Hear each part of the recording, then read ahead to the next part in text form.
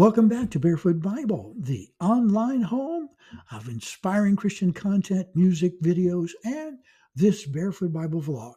And I'm your host, Pastor and author David Wright.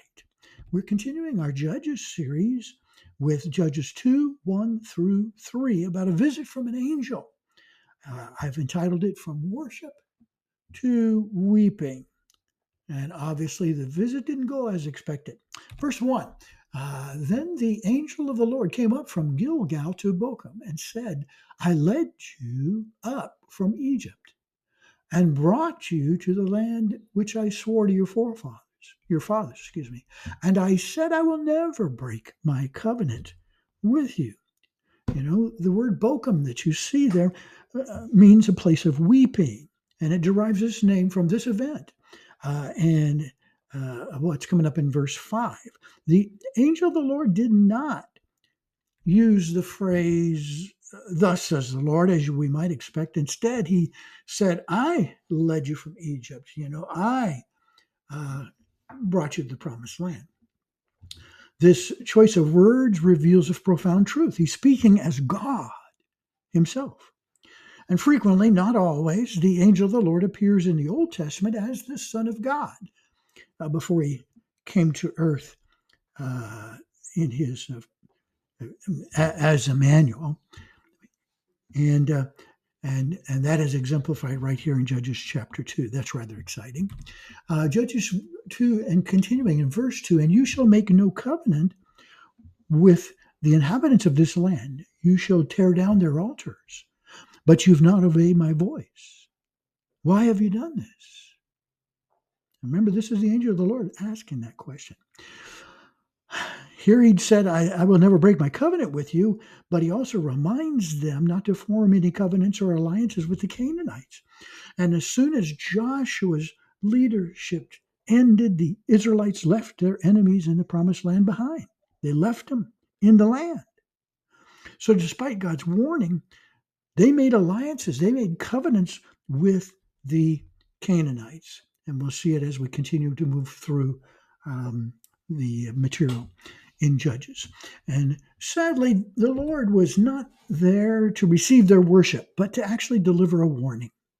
Instead of coming to deliver to them a well done, the angel asked them, why have you done this? That's kind of a sobering thought. Can you imagine when our time to stand before our judge takes place? Romans 14:12 reminds us each of us shall give an account of himself to God. The time is going to come. And when we're standing before Judge Jesus, what kind of excuse do you think would be acceptable if we have failed or for our disobedience? Sobering thoughts, but good lesson. Verse 3 now, therefore I also said, I will not drive them out before you, but they shall be thorns in your side, and their gods shall be a snare to you. Wow. What consequences did the Lord remind them of? He says, I'm not going to drive them out now. You can attack them, but you're going to be defeated. So instead of defeating their enemies, their enemies would now become thorns and snares, which indicates the path they have now chosen in disobeying God is going to be a dangerous path. Idolatry, just to remind us, is not a concept of the past. It's increasingly prevalent today. Around the world, people are directing their devotion to Allah, Buddha, Mother Earth, numerous other false gods. As stated in Exodus 20, verses 3 through 5, worshiping any god other than the God of the Bible is, you see that word in red under the statue there, it's idolatry.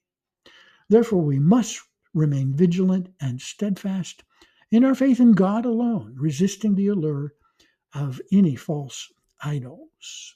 Hey, we're going to continue next week with the Promised Land generation. We'll be studying verses 4 through 7, and I've dropped a little picture, artistic rendering of Joshua there. So the Promised Land generation that Joshua led. And may I remind you that you can order your own copy of the material I'm covering here. It comes from my book on Judges, and that way you can follow along in the vlog and mark the book if you'd like. See the Amazon link below this video. It should appear on your screen, and the description of the video for you. You'll see links to the books I've published, and Judges is the newest one. Thanks for tuning in today. I hope you remember to tune in next week and share this vlog with your friends and encourage them to tune in. God bless.